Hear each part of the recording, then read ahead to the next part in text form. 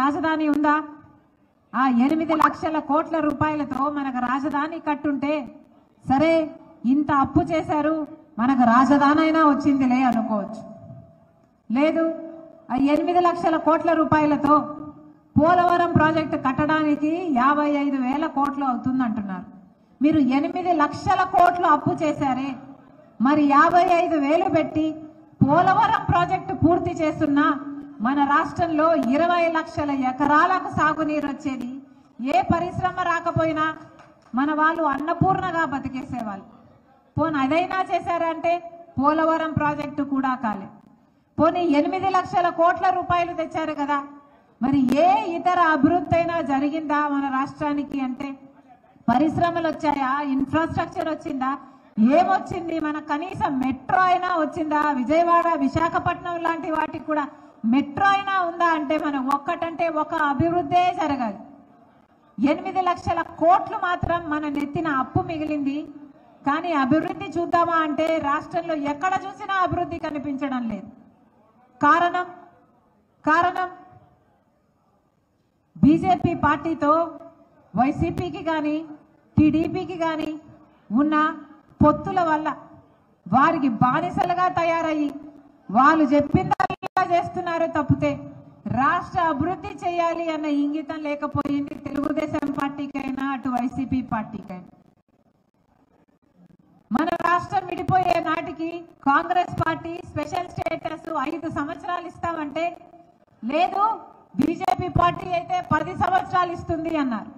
BJP party 10 సంవత్సరాలు ఇస్తుంది అని అదే నినాదంతో ఎలక్షన్లకు కూడా పోయారు.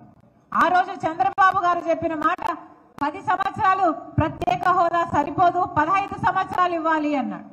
ప్రత్యేక హోదా కోసమే బీజేపీతో పొత్తు పెట్టుకుంటున్నాను అన్నాడు. ఆఖరికి పొత్తు పెట్టుకున్నాడు, వాళ్ళిచ్చిన మంత్రి పదవులన్నీ తీసుకున్నాడు. కానీ ప్రత్యేక హోదా తెచ్చాడా అంటే పొత్తు పెట్టుకొని ప్రత్యేక హోదా తేలేదు, కానీ మంత్రి పదవులు అనుభవించారు. బీజేపీతో దోస్తీ కొనసాగించారు, బీజేపీకి బానిసలుగా పనిచేశారు. ఆఖరికి ప్రత్యేక హోదా గురించి ఎవరైనా మాట్లాడితే వాళ్ళ మీద కేసులు పెట్టాడు చంద్రబాబు గారు, వాళ్ళని జైల్లో కూడా పెట్టాడు చంద్రబాబు గారు. అది ఆ పాత 5 సంవత్సరాలు. ఆ రోజుల్లో జగనన్న గారు ప్రతిపక్ష నాయకుడిగా ఉన్నాడు. ఆ రోజుల్లో ప్రతిపక్ష నాయకుడిగా జగనన్న గారు ప్రతిరోజు మాట్లాడాడు ప్రత్యేక హోదా గురించి, ప్రతిరోజు రాగం తీశారు ప్రత్యేక హోదా గురించి, నిరాహార దీక్షలు కూడా చేశాడు జగనన్న గారు ప్రత్యేక హోదా గురించి. ఇంకొక మాట కూడా అన్నారు, మూకుమ్మడిగా అందరూ ఎంపీలను రాజీనామా చేద్దాం, ఎంపీలందరూ రాజీనామాలు చేస్తే ప్రత్యేక హోదా ఎందుకు రాదో చూద్దాము అని టీడీపీ పార్టీని సవాలు చేసిన మహానాయకుడు, ప్రతిపక్ష నాయకుడు జగనన్న గారు. మరి ఏమైంది? కోసం రాష్ట్ర ప్రజలను ప్రత్యేక హోదాను తాకట్టు పెట్టారు. పోనీ పోలవరం ప్రాజెక్టు కోసం ఈ 2 నాయకులలో ఎవరైనా ఏదైనా చేశాడా అంటే పోలవరం ప్రాజెక్టు రాజశేఖర రెడ్డి గారి డ్రీమ్ ప్రాజెక్ట్. పోలవరం ప్రాజెక్టు 20 కోసం ఈ 2 నాయకులలో ఎవరైనా ఏదైనా చేశాడా అంటే పోలవరం ప్రాజెక్టు రాజశేఖర రెడ్డి గారి డ్రీమ్ ప్రాజెక్ట్.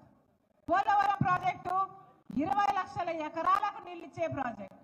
పోలవరం ప్రాజెక్టు పూర్తి చేసుకుంటే గారు ముఖ్యమంత్రి 5 సంవత్సరాలు అయింది. పోలవరం ప్రాజెక్టు ఆయనన్నా తెచ్చుకున్నాడా? 90% నిధులు ఇవ్వాలి మనకు పోలవరం ప్రాజెక్టు కేంద్ర ప్రభుత్వం, ఎందుకంటే ఆ రోజు జాతీయ హోదా ఇస్తామన్నారు. మరి పోలవరం ప్రాజెక్ట్ అయినా తెచ్చుకోవడానికి మీ దోస్తీ